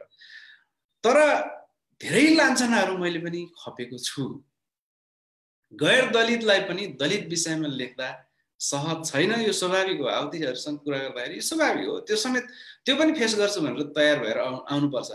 यदि गैर दलित विषयमा, अलि ललित विषयमा, दलित र ललित भनौँ न, अलिकति यो सम्भ्रान्तको सौन्दर्य, लिपस्टिक पाउडर मात्रै नभनौँ, यो एउटा चाहिँ अब आपत्तिजनक शब्दहरू भयो। यो जुन एउटा चाहिँ उच्च वर्ग, उच्च जात, उच्च समुदाय, सम्भ्रान्तको चाहिँ यो संस्कृतिलाई पृष्ठपोषण गर्ने सौन्दर्य शास्त्रले ओतप्रोत गरेर लेखेँ भने एबिसी एउटा लेखकले, गैर दलितले पनि त्यो धेरै हदसम्म सेलिब्रेट हुन सक्छ, त्यसलाई स्वीकार्न सक्छ, धेरै त्यो एडिसन जाने गरी बिक्न सक्छ नेपाली सन्दर्भमा। तर यो समुदायलाई जोडेर लेख्यो भने सुरुमै शीर्षक हेर्दै यसप्रति चाहिँ एउटा दृष्टिकोण गनाइहाल्छ। जात भन्छ कि एउटा यो सम्भ्रान्त वर्गलाई जात गनाइहाल्छ। एकदमै राम्रो। अब यश कुमारको गीत कति चर्चित भयो, उहाँले एउटा सङ्गीतमा कति मिठो सौन्दर्य शास्त्र ल्याउनु भयो। कुनै पनि गीत चाहिँ उहाँको चाहिँ प्रभावहीन भएन। भलै कुनै गीत चाहिँ म आफ्नै आँगनमा इनार बनाउँछु भन्नुभयो होला, मैले छोएको पानी चल्दैन भनेर हेर्दाखेरि चाहिँ यो पलायनवादी जस्तो चेतना देख्यो होला। विभिन्न खालको हिजो अर्कै थियो, अब मैले हारेँ, धेरै जसो गीत उहाँले हार्नु भएको देख्यो होला। त्यो उहाँको जीवन थियो र त्यस्तै ल्याउनु भयो। त्यो हिसाबले त्यसलाई हामीले नेगेटिभ लिन हुँदैन। तर त्यति राम्रो सौन्दर्य शास्त्र ल्याउँदाखेरि पनि त यो वा त्यो रूपमा मान्छेले त फ्याट्ट भने सुन्छौँ हामी व्यवहारिक रूपले, यो त हो तर भनेर नजरअन्दाज गरिदिइहाल्छ। त्यही व्यक्ति एउटा अलि ठुलो सोकल जातिको मान्छे भइदिएको भए फरक पर्थ्यो, उचाइ अझै फरक पर्थ्यो, पुरस्कारहरूको धेरै उयो हुन सक्थ्यो। यस्तो छ हाम्रो समाज। यति हुँदै पनि नेपालमा र भारतमा पनि दलित साहित्य र सौन्दर्य शास्त्र उदाउँदो छ। यसभित्र गैर दलितहरूको पनि भूमिका, उहाँहरूको पनि लगानी, उहाँहरूको पनि आकर्षण बढ्दैछ र थुप्रै एउटा आशावादी झिल्काहरू हामी दलित साहित्य र सौन्दर्य शास्त्रमा देख्न सक्छौँ। यहाँसम्म एउटा कुरा भयो। अब म थोरै दलित सौन्दर्य शास्त्रको विशेषता मैले बुझेको अध्ययन गर्दाखेरि भेटेको, धेरै गहिरो नभए पनि केही समय अध्ययन गर्दा भेटेको कुराहरू राख्न चाहन्छु। थुप्रै कुराहरू अहिले भनि नहालौँ यो छोटो उफमा। अब दलित साहित्य र सौन्दर्य शास्त्र चाहिँ कस्तो हुन्छ त? एउटा भारतमा पनि लामो बहस चलेको रहेछ। यो दलित साहित्य भनेको चाहिँ मार्क्सवादी नै साहित्य हो कि त्यसैलाई चाहिँ मुख्य मेन्टर बनाएर अगाडि बढ्ने हो कि बुद्धलाई यो हाम्रो दलित साहित्यको चाहिँ मेन मेन्टर बनाउने हो त, कि अम्बेडकरलाई हाम्रो मेन मेन्टर बनाउने, कि मार्टिन लुथर किङहरू जस्ता लगायतको यो अफ्रिकन अमेरिकन अध्ययनको चाहिँ मुख्य हाम्रा जो प्रवक्ताहरू, लेखकहरू, बुद्धिजीवी, दार्शनिक थियो उनीहरूलाई चाहिँ हाम्रो मेन्टर बनाएर, मुख्य हाम्रो चाहिँ पथ प्रदर्शक बनाएर अगाडि बढ्ने हो त, कि अरू पनि उत्पीडित महिलाहरू, प्रशस्त विश्वभरि चाहिँ लेखकहरू, बुद्धिजीवीहरू, दार्शनिकहरू छन्, कि उनीहरूलाई चाहिँ मेवा बनाएर जाने त, कि राजनीतिक हस्तीहरूलाई मेवा बनाएर जाने त भन्ने थुप्रै ठुलो बहस भएको हामीले पाउँछौँ जब दलित सौन्दर्य शास्त्रको कुरा आउँछ भारतमा विशेष गरी। र नेपालमा पनि यो क्रम हिजो पनि थियो, आज पनि जारी छ। हुन्छ दलित साहित्यले, दलित यो सामाजिक आन्दोलनले, दलित एउटा चाहिँ अभियानहरूले लिने बाटो चाहिँ के हो, हामी अगाडि बढ्ने चाहिँ कसरी हो भन्ने कुरा यो लामो समयदेखिको बहस जारी छ। यो भित्र अति एउटा चाहिँ यो फितलो किसिमले तर्क गर्नेहरू पनि छन्। जस्तै कोही शिल्पी राखौँ, यो दलित शब्द हटाइदिउँ, यो दलित राखेर तिमीहरू झन् तल पर्यो भन्नेहरू, यिनीहरू एकदमै यो फितलो ज्ञानवाला एउटा समूह हो, गुट हो। यो यो यो मुन्डा मुन्डा पानी झुन्ड झुन्ड के भने जस्तो हो भन्ने मलाई लाग्छ। किनभने दलित भन्ने शब्द छोड्ने बित्तिकै गायत्री चक्रवर्ती श्रीवागले भने जस्तो यो स्ट्राटेजिक इसेन्सियलिजम हो होला। दलित शब्दले चाहिँ तल्लो दलिएको, खिचिएको, फग्लेटो बनाएको, यस्तो गरेको होला त्यो डिक्सनरीले। त्यो डिक्सनरीले भनेर हुन्छ? त्यो एउटा चाहिँ शासकको चाहिँ त्यो मानकबाट निस्केको डिक्सनरीले भनेर हुन्छ? यो त स्ट्राटेजिक इसेन्सियलिजम हो। भनेको मतलब एउटा रणनीतिक यो राख्नै पर्ने अपरिहार्य शब्द हो। यदि त्यो नहुने बित्तिकै यो झन् छिन्न भिन्न हुन्छ। शिल्पी भनेको कहाँ दलित समुदाय मात्र शिल्पी छ र गैर दलित पनि छन् र शिल्पी छ। अर्को के शब्दहरू आछन्, यी सबै एउटा लेभलबाट आफै पखालेर गइसकेको छ। यस्ता कुराहरूमा अल्झिन हुँदैन। खाली दलित आन्दोलन र सौन्दर्य शास्त्र र साहित्यले पनि कुन दिशा लिएको छ भन्ने एउटा छैन। कसैले अम्बेडकरलाई बढी प्रायोरिटी दिएर कमला हेन्चुरी लगायतको अहिले व्यक्तिहरू हुनुहुन्छ जो चाहिँ अम्बेडकर बाद नै हो हामी अगाडि बढ्ने भनिरहेको देखिन्छ। एउटा ठुलो तबका हिजोदेखि आजसम्म चाहिँ फेरि दलित साहित्य सौन्दर्य शास्त्र अभियान गतिविधि अगाडि बढ्ने भनेको चाहिँ यो वर्गै हो, वर्गीय आन्दोलनबाट मात्रै सक्छ। त्यसकारणले वर्गीय मुक्ति भएपछि यो दलित समुदायको नि मुक्ति हो, स्वाभाविक हुन्छ, वर्णीय मुक्ति नै हुन्छ भन्ने अझै ठुलै तबका छ। आवती लगायत केही व्यक्तिहरू अलि अगाडि त्यसमा पनि लाग्नु भयो होला, तर अहिले कन्भिन्स भएर अलि पर पुग्नु भएको छ। र यसरी हुँदैन, राजनीतिक रूपले नै अब छुट्टै हस्तक्षेप गरेर जानुपर्छ। र नेपालको वर्ण व्यवस्था भनेको, वर्ग व्यवस्था भनेको वर्ण व्यवस्था नै हो, वर्णसँग जोडेको छ। र यो दुईटैलाई एकैचोटि उठाएर चाहिँ यसलाई भञ्जन गरेर अगाडि बढ्नुपर्छ भन्ने छ। दलित सौन्दर्य शास्त्रले केलाई बोक्छ त? त्यसो भए बुद्ध बोक्छ कि अम्बेडकर बोक्छ कि मार्टिन लुथर किङ लगायतका चाहिँ यो अश्वेत नागरिक अफ्रिकन अमेरिकन एक्टिभिस्टहरूको अथवा अभियन्ताहरूको, लेखकहरूको कुरालाई चाहिँ केन्द्रमा राखेर अगाडि बढ्ने हो कि महिला आन्दोलनकर्मी, लेखक, बुद्धिजीवीको कुरालाई लाने हो कि यी यावत हुँदाहुँदै नि यी सबैको सम्मिश्रण हो भन्ने चाहिँ मलाई बोध हुन्छ। किनभने दलित साहित्य र सौन्दर्य शास्त्र ललित साहित्य र सौन्दर्य शास्त्र जस्तो छैन। यो शब्दको बुद्धि विलास र शब्दको माया जालमा रुवाबासी मान्छेलाई पारेर भ्रमभरि चाहिँ घुमाइदिएर मिठो शब्द र लय प्रस्तुत गरेर अल्झाउनेवाला यो साहित्य होइन। किनभने दलित समुदाय नै त्यस्तो होइन नि त। झलल्ल बोलेको, एकदमै चाहिँ सुन्दर लुगा लाएर हिँड्ने, एकदमै सफा सफेद होइन नि त। जब त्यो समुदाय नै इतिहासदेखि खिचिएको पीडामा बसेको, एकदमै अप्ठ्यारो परिस्थितिमा लड्दै पड्दै आएको, लडाइ गरेर नि हार्दै पनि नहारेर बाँकी बसेको एउटा समुदायको हो सौन्दर्य शास्त्र। यो एकदम निर्मम पुँजीवादले ल्याएको कस्मेटिक सौन्दर्य शास्त्र भन्दा त पर छ नि। त्यस कारणले ललित साहित्यको उल्टो हो दलित साहित्यको सौन्दर्य शास्त्र र साहित्य। यसमा नाङ्गो, भुतुङ्गो, कडा शब्द, कठोर शब्द, आगो जस्तो ओकाल्ने शब्दहरू, एकदमै ठुलो आक्रोश, एकदमै ठुलो विद्रोह यहाँ हुन्छ र यो स्वाभाविक हो। दलित समुदायले नै बाहिर ल्याएको सौन्दर्य शास्त्र दलित यस्तो छ, जहाँ बिलौना कम होला, बिलौना पनि, तर विद्रोही चेतना र आक्रोश बढी छ। त्यसको चाहिँ गन्तव्य कति पीडादायी होला आफ्नो ठाउँमा छ, किनभने यो हजारौं वर्षदेखिको पीडा आक्रोशहरू यसबाट निस्किन्छ।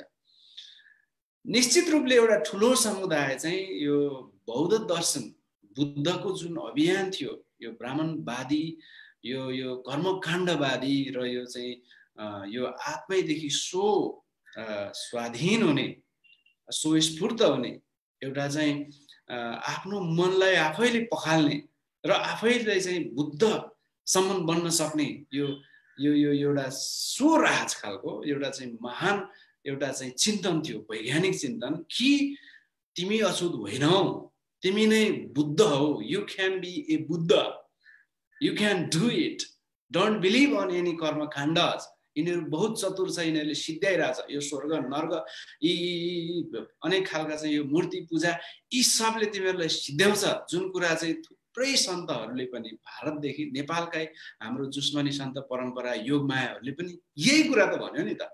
त्यसकारणले यो बुद्ध दर्शनलाई दलित साहित्य र सौन्दर्य शास्त्रले बिर्सन सक्दैन, बिर्सन पनि हुँदैन भन्ने चाहिँ एउटा चिन्तन छ र त्यसबाट प्रभावित भएर प्रशस्त कृतिहरू निस्केको छ। गैर दलितले पनि रविन्द्रनाथ टैगोरको जुनसुकै तपाईँ सबभन्दा विद्रोही चण्डालिका हेर्नुहोस्, तपाईँको मालिनी हेर्नुहोस्, केन्द्रमा बुद्धको दर्शन, बुद्धको एउटा ठुलो एउटा चाहिँ सो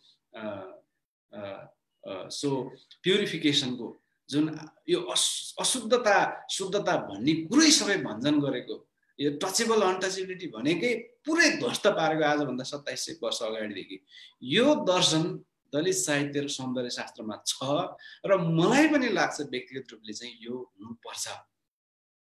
अर्को, अम्बेडकरलाई तपाईँ गाली गर्नुहोस्, तपाईँ माया गर्नुहोस्, अम्बेडकरलाई बिर्सनु पनि दलित साहित्य र सौन्दर्य शास्त्रले कदापि मिल्दैन है।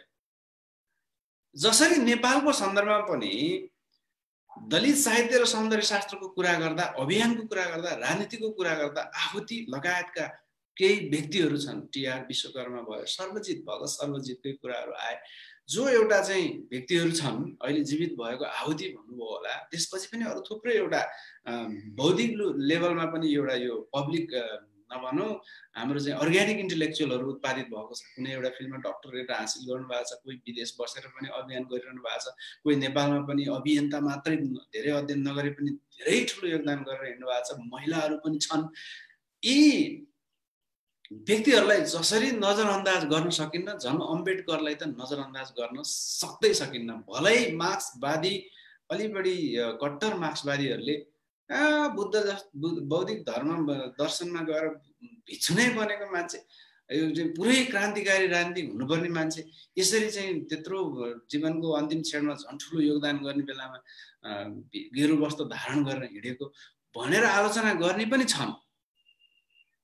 त्यो समय अम्बेडकरलाई मेरो लेभलबाट अहिले नै म त्यो निषेध गर्न सक्दिनँ र दलित साहित्य र सौन्दर्य शास्त्रले निषेध गर्न त्यतिकै हल्का रूपले पानीको फोका जस्तो तर्क गरेर चाहिँ मिल्दैन भन्ने मेरो पनि निष्कर्ष हो र अम्बेडकर अपरिहार्य छ। त्यसै गरी नेपालका पनि टीआर विश्वकर्मा, भगत सर्वजित लगायतका जो अभियन्ता अगुवा थिए र आजका आहुति लगायतका व्यक्तिहरू छन् र उहाँहरूले ल्याउनु भएको विचार छ जुन अहिले आहुतिले चाहिँ विभिन्न फोरमहरूमा, म आहुतिको एडभोकेट होइन, म आलोचकै हो, मेरो किताबमा पनि आहुतिको कतिपय विचारहरूलाई मैले प्रश्न गरेको छु र हाम्रो बरालीजीले यसलाई चाहिँ उसमा पनि लेख्नु भएको छ। म कसैको यो पृष्ठपोषक र सुगा पनि होइन, खालि यति हो, अम्बेडकरलाई दलित साहित्य र सौन्दर्य शास्त्रले नजरअन्दाज गर्न मिल्दैन र नेपालका यी फिगरहरूलाई पनि मिल्दैन। अर्को, दलित सौन्दर्य शास्त्र को सार चेतना के हो त? यो राजनीतिकै हो। दलित साहित्य ललित साहित्य होइन, यो राजनैतिक विषयसँग सबैभन्दा बढी जोडिएको विषय हो र यसले उठाउने विषय सबभन्दा केन्द्रमा राजनीतिक हुन्छ।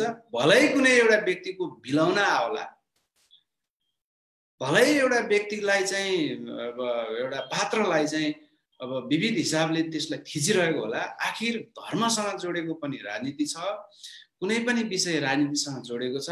थुप्रै प्रदर्शनी कला फिल्महरू पनि यहाँ बनेको छ, ती जब दलित समुदायसँग जोडिन्छ त्यो राजनीति हुन्छ। मोहनदास भन्ने नाटक हेर्नुभयो भने नि त्यहाँ राजनीति हुन्छ, त्यहाँ ठुलो हैकमहरूको चाहिँ जाललाई तोड्नलाई त्यहाँ राजनीति भएको हुन्छ। र यदि हिरो हारेछ भने पनि, बाटोमुनिको फुलमा हिरो हार्यो, हिरोइन हार्यो, मृत्यु नै भयो हिरोइनको गला काटेर, हिरो आफै विक्षिप्त छ, त्यो हार्यो होला, तर बाटोमुनिको फुल एक भाग 1 अथवा भाग 2 जेसुकै, अरू पनि फिल्महरू थुप्रै छन्।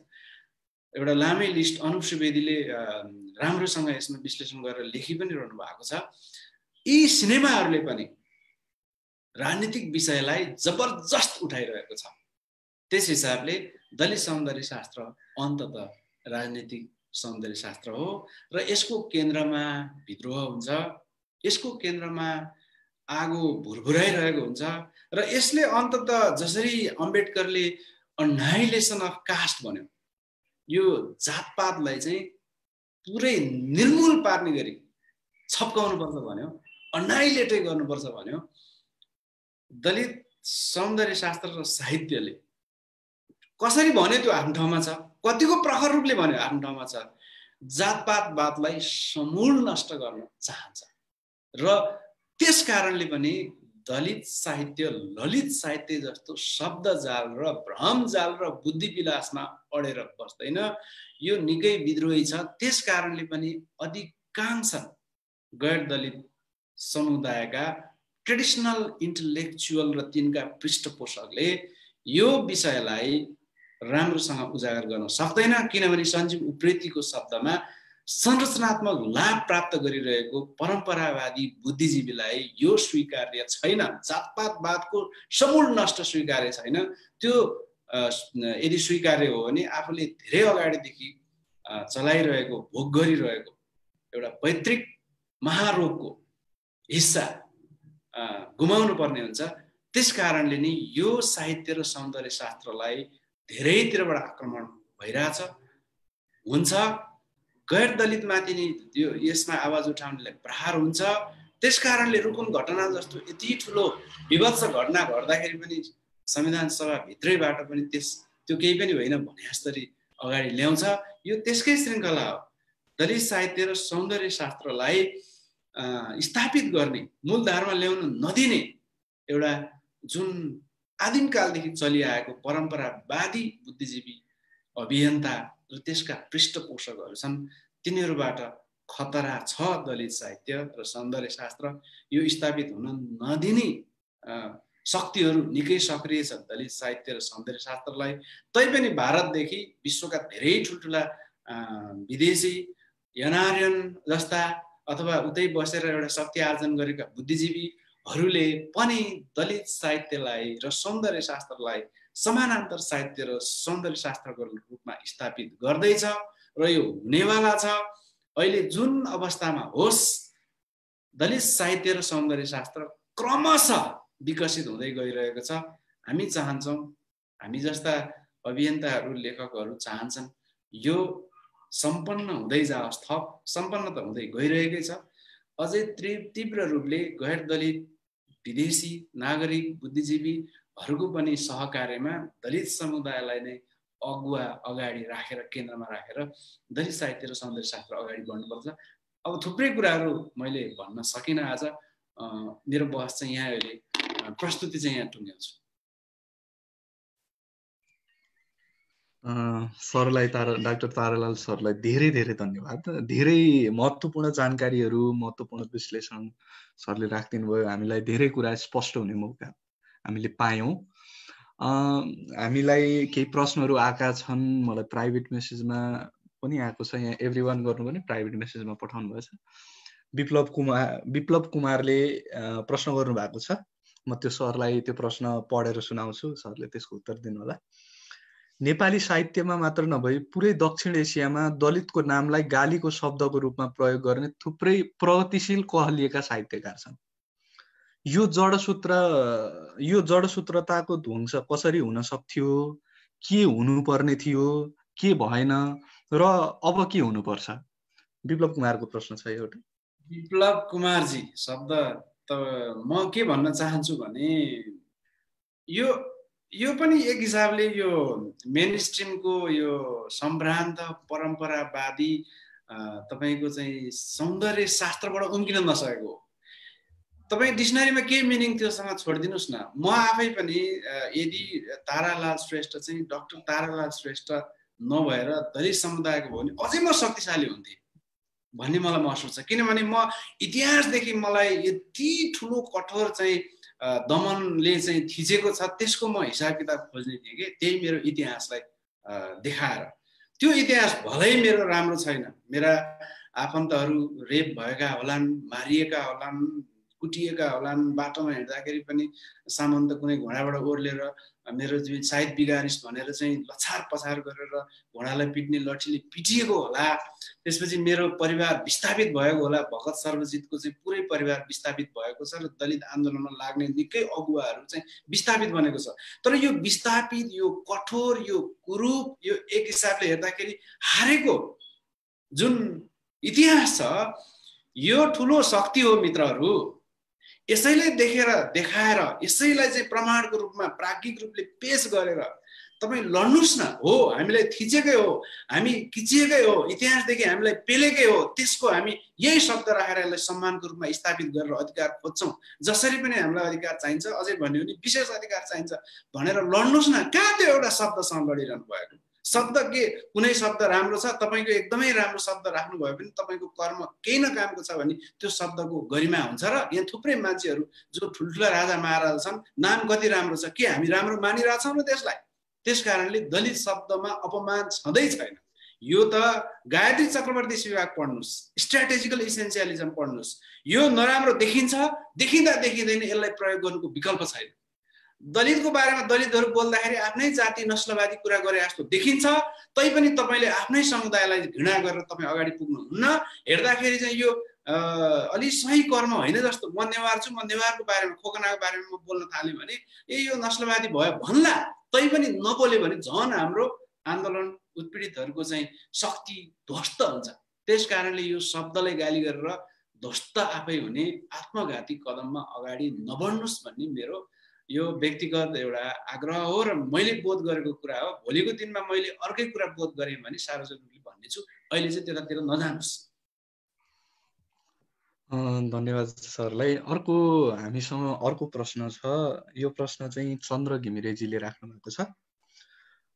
नारीलाई वस्तुकरण गर्ने प्रवृत्ति त बुर्जुवा अथवा उपल्लो वर्गको साहित्यमा लगभग नयाँ कुरा हुँदै होइन, तर यसमाथि पनि दलित साहित्यमा दलित महिलालाई गरिने वस्तुकरणको विशिष्टता चाहिँ के हुन् भनेर प्रश्न राख्नु भएको छ चन्द्र घिमिरेजीले।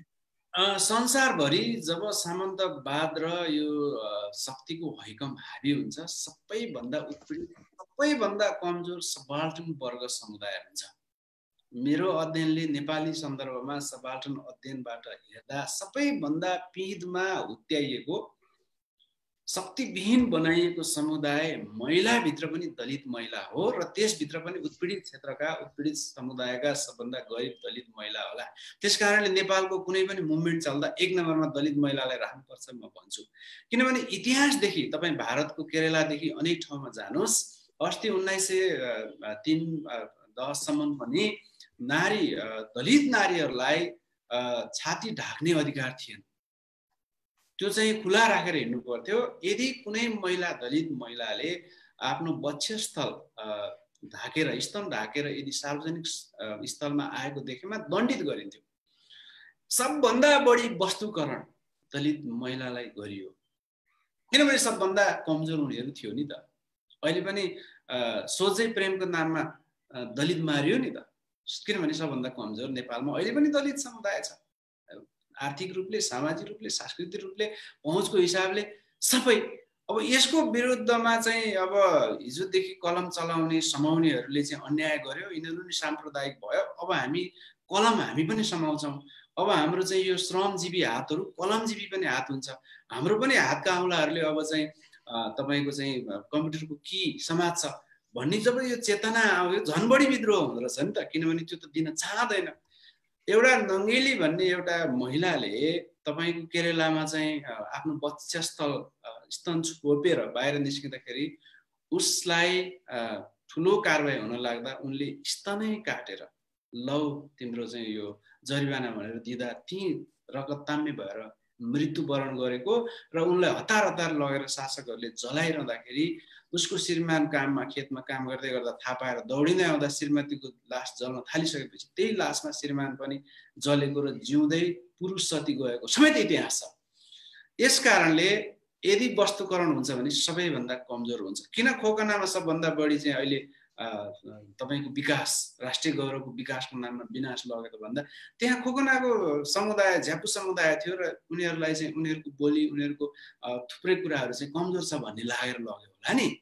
त्यस कारणले महिलामाथि सबभन्दा बढी दलित महिलामाथि वस्तुकरण भयो, उनीहरूको शरीरमाथि सबभन्दा बढी शोषण भयो, मानसिक रूपले पनि शोषण भयो। त्यस कारणले केन्द्रमा राखेर अब हाम्रो अभियान अगाडि बढ्नुपर्छ।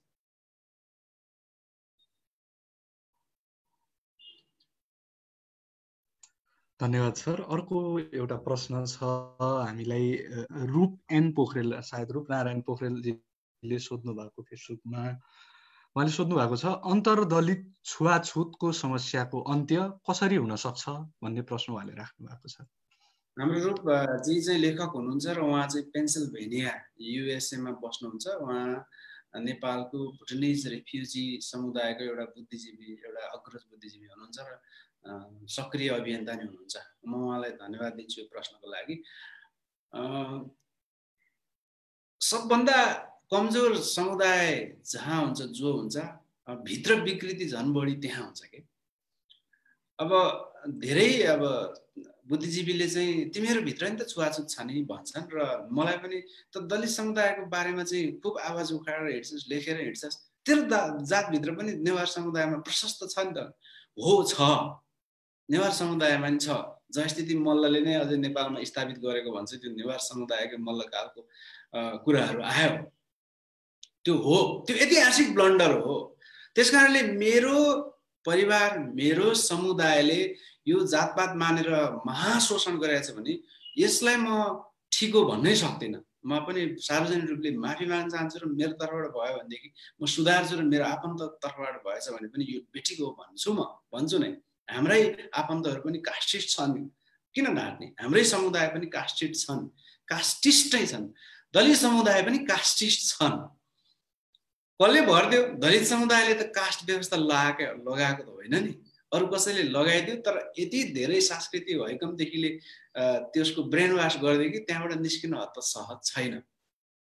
त्यसको लागि पनि जसरी एन्टोनियो ग्राम्स्कीले सबाल्टन को अवस्था एकदमै गम्भीर रूपमा हुन्छ, उनीहरू एकदमै शक्तिविहीन हुन्छ, उनीहरू एकदमै निराशावादी अवस्थामा, हेल्पलेस अवस्थामा बसेको हुन्छ, उनीहरूको लागि बोलिदिनुपर्छ बुद्धिजीवीले। तर कस्तो बुद्धिजीवी? यो परम्परावादी र अवसरवादी शासकको सुगा अर्ग्यानिक इन्टेलेक्चुअलले होइन, सचेत एउटा नयाँ इन्टेलेक्चुअलले बोल्नुपर्छ भन्यो नि त। त्यस कारणले रूपनारायणजीहरू जस्तो जो युएसए मा हुनुहुन्छ, त्यहाँ चाहिँ एउटा तपाईँ भुटनिज रेफ्युजी जस्तो एउटा कठोर इतिहासबाट पनि बाँचेर उम्केर अगाडि बढ्नु भएको छ र उहाँ पुगेर तपाईँ विद्वत वृद्धि गरिरहनु भएको छ। तपाईँहरू जस्तो इन्टेलेक्चुअलले पनि यो तोड्न सघाउनुपर्छ।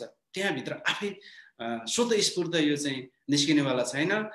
जर्ज अरवेलले भने जस्तै यो सबैभन्दा उत्पीडित समुदायमा चाहिँ पुरा चेतना नआइकन आमूल परिवर्तन हुँदैन, आमूल परिवर्तन नभइकन पनि त्यो समुदायमा चेतना आउँदैन भन्ने विरोधाभास त छ नि त। इस विभागले क्यान द सबाल्टर्न स्पिक भन्दा एकदमै जटिल छ भनिए पनि सबाल्टर्न बोलिरहेछ र त्यो बोली बाहिर ल्याउन सकेन। अब तपाईँ हामी जस्तो इन्टेलेक्चुअल यदि हो भने साँच्चैको सबाल्टर्न ग्रुप प्रति उनीहरूको भविष्यप्रति चिन्तित, उनीहरूको अधिकारप्रति चिन्तित हाम्रो भूमिका आवश्यक हुन्छ। रूपजी, धन्यवाद।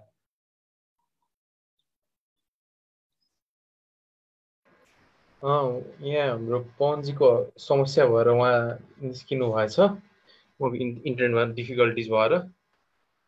मैले बोले सुनिरहेछ है? भन्नुहोस्। यहाँ एउटा विश्वदीपजीले यहाँ चन्द्र बैरागीजीले एउटा क्वेसन भन्दा नि एउटा कमेन्ट गर्नुभएको छ। अबको नेपालमा दलित आन्दोलनको कार्यनीति ठोस रूपमा कस्तो हुनु पर्ला, विश्वदीपको जीले क्वेसन सोध्नु भएको छ। अब यसको विश्वदीपजी यसको बारेमा ठ्याक्कै यसरी जानुपर्छ भन्ने त म आधिकारिक मान्छे होइन। अब जसरी हेर्दा पनि सबभन्दा ठुलो कुरा अभियान हुँदो रहेछ। सामाजिक अभियानको रूपमा जानुस् अथवा राजनीतिक अभियानको रूपमा जानुस्, निर्णायक त अभियानै हुँदो रहेछ, एक्टिभिजम हुँदो रहेछ। तर जसरी अम्बेडकरले एक्टिभिजमका साथ एकाडेमिक्स पनि जोड्नु भयो र भारतको दलित आन्दोलनलाई एउटा उचाइमा पुग्नु भयो र नेपालको पनि आहुति लगायत अब टिआर विश्वकर्मा लगायत थुप्रै एउटा चाहिँ समूहले चाहिँ एक्टिभिजम गरिरहनु भएको छ र एकाडेमिक्स जोड्दै हुनुहुन्छ, लेख्दै हुनुहुन्छ, प्रकाशन गर्दै हुनुहुन्छ, बुद्धिजीवीहरूसँग सघाइहरूसँग छलफल गर्नुहुन्छ, सार्वजनिक संवाद गर्नुहुन्छ। यसै गरी अगाडि बढ्नुपर्छ।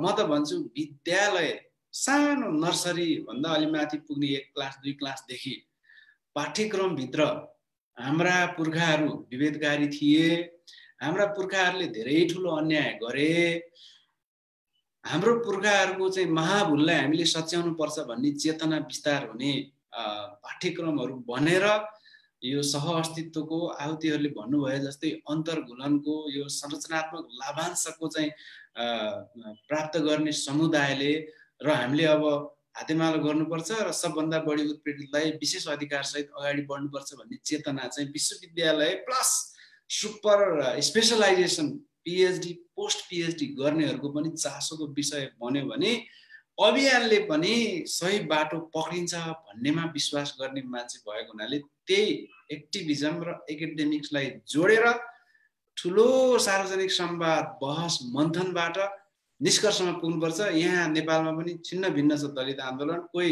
अम्बेडकर बोके भने मात्रै हुन्छ भन्ने छ, कोही मार्क्सवाद बोके मात्रै हुन्छ भन्ने छ, कोही बुद्ध दर्शन मात्रै बोके हुन्छ भन्ने छ, कोही एनजिओ मात्रै बोके हुन्छ भन्नेहरू पनि छ। जसरी हुन्छ यो समस्यालाई चाहिँ लम्ब्याएर नै धेर थोर यो विदेशी सहायताका केही उहरू रोटीका टुक्राहरू मेरो पेटसम्म आइपुगे हुन्थ्यो भन्ने पनि छन् एउटा ठुलो तबका। यी सबलाई चाहिँ एक्टिभिजम र एकाडेमिक्सको गोरु नारे जस्तो बराबर शक्तिको साथ अगाडि लग्यो भने केही न केही निकास पक्कै निस्किन्छ भन्ने मेरो धारणा हो।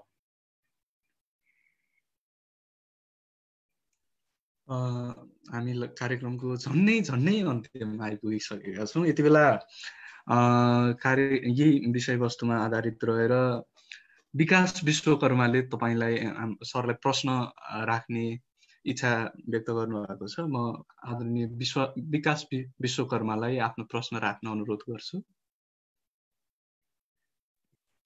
हुन्छ, आजको मेरो आवाज सुन्या छ हिमांशुजी? हुन्छ, आजको वक्ता तारालाल सर लगायत सम्पूर्ण सहभागी साथीहरूमा मेरो नमस्कार। म विकास विश्वकर्मा चितवनबाट। तारालाल सरले गएको यो 1.5 घण्टा लगभग कुराहरू राखिरहँदाखेरि मलाई एउटै कुराले मात्र दिमागमा ह्यामरिङ गरिरहेको, हामीले नेपालको यस्तो कुनै ठाउँ देख्दैनौँ जहाँ जात व्यवस्थाले असर पारेको नहोला। यो सबै कुरा बुझिराखिएको पनि छ। पछिल्लो चरणमा युवा पुस्ताले यसलाई अझै विशेष तरिकाले विश्लेषण गरेर बुझिरहँदाखेरिमा पाठ्यक्रम सुधारिनुपर्ने छ, राजनीतिमा दलितको प्रतिनिधित्व हुनुपर्ने छ लगायत विभिन्न कुराहरूमा उनीहरूलाई चाहिँ अगाडि बढाउनु पर्ने देख्दाखेरिमा फेरि अर्को पार्टबाट सोच्दाखेरि चाहिँ जात व्यवस्थाले नै हो नि त त्यहाँ बढ्न नदिएको भनिसकेपछि यो आफैमा चुनौतीपूर्ण कुरा छ होला। मेरो प्रश्न चाहिँ सरलाई अब नेपालको दलितहरूले मात्र भन्दा पनि दलित र गैर दलित दुवैको पहलबाट चाहिँ नेपालको अबको यो जात व्यवस्था विरुद्ध दलित आन्दोलन होइन कि जात व्यवस्था विरुद्ध नै यो जात व्यवस्थालाई भत्काउनको निमित्त कस्तो खालको तयारी गर्नुपर्छ होला अथवा चाहिँ कसरी अगाडि बढ्न पर्ने हुन्छ र विविध तपाईँले यसरी यसो गर्नुपर्छ उसो गर्न भनिरहँदाखेरिमा चाहिँ हामीले सुरु गर्ने पार्ट चाहिँ कहाँबाट रहन्छ होला सर? अब सबैतिर काँडे तार छ तर सुरु चाहिँ कताबाट गर्ने हो भन्ने चाहिँ मेरो प्रश्न सरलाई। सुरु चाहिँ तपाईँहरूले अहिले जे गरिरहनु भएको छ यो पनि एउटा राम्रो सुरुवात हो, किनभने जो कुनै मान्छे बिस्तारै दरबार पसे त्यसपछि त्यो एउटा विद्रोही चेतमा प्लास्टर गरे, त्यसपछि त्यो अब जम्यो, त्यो सुधार्न धेरै गाह्रो हुँदो रहेछ। यो जब्बर चिन्तन भ्यू पोइन्ट जब एउटा बोक्छ मान्छेले त्यसमै रमायो। एउटा लामो समय गैर सरकारी संस्थाबाट चाहिँ त्यो पनि ठुलै भूमिका चाहिँ खेलेको हो, तर गैर सरकारी संस्थाको अभियानले पनि यो विद्रोही चेतना मार्छ यिनीहरूले। एउटा भित्री एउटा कुनै पोलिटिक्सको त्यो इन्ट्रेस्ट पुरा गर्नलाई यो बढी जागेको हुँदो रहेछ। यो वैदेशिक सहायता भने खतरनाक रहेछ, त्यसले मात्रै पनि यो अभियान हाँक्दैन। राजनीतिक दलभित्र एकदमै सबाल्टन अवस्थामा पहिला मालिकलाई आफ्नो नेता अलि ठुलो नेताको अनुहारतिर हेरेर आँखाले सङ्केत गरेर बोल भनेर मात्रै बोल्ने, नत्र नबोल्ने, त्यस्तो निरीह रूपमा पनि धेरै त त्यसरी नभनौँ, फेरि विद्रोह गर्नेहरू पनि छन्, तर जे होस् राजनीतिक दलहरूभित्र निरीह छन्। त्यही भएर थुप्रै व्यक्तिहरूले धेर थोर समय विद्रोह पनि गर्न खोजिएको देखिन्छ राजनीतिक दलहरूभित्र। अब म यही गर्नुहोस् र मुक्ति हुन्छ त म भन्न सक्दिनँ। यदि यस्तो अस्त्र भइदिए अब यो 4000 वर्षदेखि किन ठिक थियो र नेपालमा पनि यत्रो हजारौं वर्षदेखि मल्लकालभन्दा अगाडिदेखि किन ठिक थियो र मल्लकालतिरदेखि। त्यस कारणले ठ्याक्कै यही गर्ने भन्ने चाहिँ म भन्न सक्दिनँ। तर म के चाहिँ भन्न सक्छु भने सबभन्दा बढी युवा पुस्तालाई अब एकदमै सशक्त रूपले तिखार्नुपर्छ, सृजनात्मक विद्रोही विचारहरू भरिदिनुपर्छ। यो विध्वंसकारी होइन, किनभने डिकन्स्ट्रक्सन आवश्यकता छ, भञ्जन आवश्यकता छ।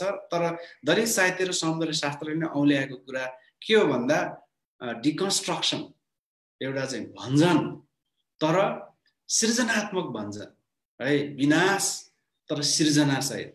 यो जातपातवादको चाहिँ विनाश तर एउटा फेरि नयाँ सृजना, त्यो किसिमको माहौल चाहिँ सबभन्दा बढी अहिलेको युवा वर्गमा भरिदिनु आवश्यक छ। युवा वर्ग पनि धेरै चाहिँ हामी देख्छौँ कि एउटा कुनै समूहको पृष्ठपोषण हुने, उसले एक थाल खाना खान दिँदाखेरि त्यसकै भाषा बोलिदिने, अब एउटा बियर दिएपछि त्यसकै चाहिँ लागि ज्यान दिन तयार हुने, यस्तो युवा होइन।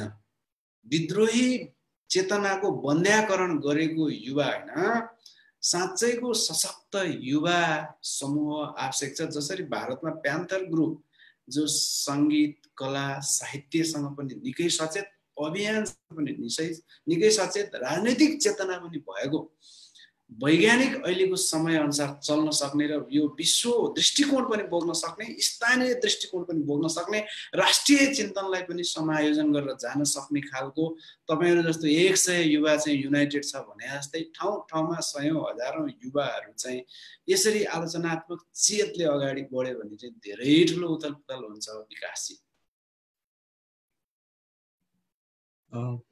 सर अब हामी कार्यक्रमको अन्तिममा छौं। कार्यक्रममा तपाईले विषयवस्तु राखिदिनु भयो, धेरै धन्यवाद।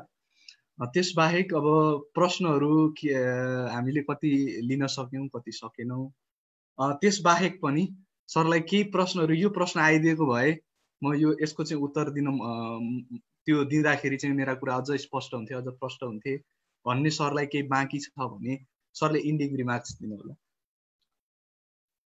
त्यस्तो छैन। म यो विषयमा पसे, कतिपय साथीहरूले तपाईं फेरि अस्ताउनु भयो सुस्ताउनु भयो पनि भन्नुहुन्थ्यो। त्यसो चाहिँ होइन। अब विभिन्न कारणले होला हाम्रो विश्वविद्यालय, हाम्रो समाज, हाम्रो घरै परिवारै, हाम्रो चाहिँ विभिन्न गौडाहरू चाहिँ दलित इस्युलाई अगाडि बढाउने मैत्री हिजो नि थिएन, आज पनि छैन। तर परिस्थितिहरू परिवर्तन भएको छ। हामी विश्वविद्यालयमा मास्टर्समा एमफिलमा विभिन्न विषयहरू दलितसँग, दलितको मुद्दासँग जोडेर अध्ययन अध्यापन गराउन थालेका छौँ। केही शिलाखोत्ता भेटिने भए पनि प्राध्यापकहरू बुद्धिजीवीहरू यो विषयमा अलिक संवेदनशील भएर यसको गहिराइसम्म पनि छुने सुनसुम्याउने महसुस गर्ने भएर अगाडि बढ्न थाल्नु भएको छ। युवा वर्गहरूले पनि यो दलित विषयलाई चाहिँ यो 1000 वर्ष पढा 1000 वर्ष खडा 1000 वर्ष सडा भन्थ्यो कि यो चाहिँ यो हजारौँ हजार वर्षदेखि यो चाहिँ लडेर बसिरहेको छ। यो मुद्दा हजारौँ हजार वर्षदेखि यो सडेर पनि बसिरहेको छ। हजारौँ हजार वर्षदेखि यो खडा भएर उभिएर पनि बसिरहेको छ हाम्रो बिचमा। यसलाई सामूहिक साझा बौद्धिक तथा अभियान एक्टिभिजम र एकाडेमिक्सबाट जोडेर जाउँ। यो विषयमा अध्ययन अध्यापन त्यसपछि चिन्तन मनन लेखन अनुसन्धान गर्नेहरूलाई छिछि दूर होइन सम्मान गर्ने वातावरण Nepali main stream media university घर परिवार समाजमा बनोस्। तपाईहरु जस्तो युवाहरूले यसलाई सिरिज चलाउनु भएको समूहलाई पनि धेरैले स्याबास भनोस्। यसबाट नै हामी सह अस्तित्व अनि सहकार्य र समावेशी एउटा रंगीन इन्द्रेणी चाहिँ नेपाल बनाउन सक्छौं। यसको मतलब हामी यो राष्ट्रघाती मान्छे होइनौं, राष्ट्रलाई हामीले असहयोग गर्न लागेको होइन। समाजमा चाहिँ एउटा ठुलो यो रोग छ, यसको औषधि हामी खोजिरहेका छौं। हाम्रो राष्ट्र, हाम्रो समाज, हाम्रो संस्कृति, हाम्रो यो सम्पूर्ण सम्पदा हाम्रो लागि प्यारो छ। साझा अभियानबाट, साझा सहकार्यबाट हामीले यसलाई चिर्न सकौं। धन्यवाद। धेरै धेरै धन्यवाद डाक्टर तारालाल श्रेष्ठ सरलाई। आफ्नो विषयवस्तु राखिदिनु भयो। हाम्रा प्रश्नहरूमाथि पनि त्यसका सही र सटिक जवाफहरू हामीले पायौं। सरलाई धेरै धेरै धन्यवाद। त्यसबाहेक आयोजक मार्क्सिस्ट आउटलुक लगायत सहकार्यकर्ताहरू नेपाल लाइभ, काठमाडौँ प्रेस, दलित युवा जागरण मञ्च नेपाल, महावीर विश्वकर्मा, अर्थ डबली न्यूज लगायत सम्पूर्ण दर्शक श्रोता जसले हामीलाई सुन्नुभयो, जसले हाम्रो यो कार्यक्रममा सक्रिय रूपमा सहभागी हुनुभयो, आफ्ना प्रश्नहरू राख्नुभयो, आफ्ना टिप्पणीहरू दिनुभयो अथवा अझै दिँदै हुनुहुन्छ, सबैलाई धेरै धेरै धन्यवाद। यति भन्दै आजको कार्यक्रम यही टुङ्ग्यौं। हस्, धन्यवाद तपाईहरुलाई, मार्क्सिस्ट युवा समूहलाई र सम्पूर्ण श्रोताहरू जसले यो सुन्नुभयो, हेर्नुभयो, दर्शक।